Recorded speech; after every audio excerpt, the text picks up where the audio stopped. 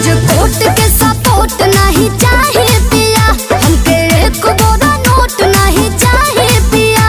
इज्जत उतरता से ढाक लो ढाक लो।